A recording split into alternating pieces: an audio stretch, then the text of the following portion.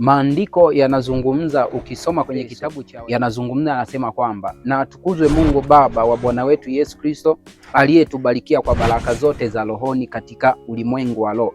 Maandiko yanazungumza kwa habari ya baraka, aidha labda ni baraka ya ndoa, aidha labda ni baraka ya afya. Baraka ni nguvu ambayo inayotoka mahala fulani kwa ajili ya kukupa uwezesho, aidha labda kwenye mamlaka aidha labda ya kiroho, aidha labda baraka inaweza ikatoka kwa wazazi, inaweza kwa Mungu. Vile vile hata Mungu anaweza akaweka baraka ndani ya mtu. Ina maana kwamba Biblia inazungumza, inasema kwamba na atukuzwe Mungu Baba aliyetubarikia kwa baraka zote za rohoni. Inatufundisha kwamba unapochukua na kumkiri Yesu kuwa Bwana na Mwokozi wa maisha yako, ina maana kwamba tayari unazo baraka zote za Mungu.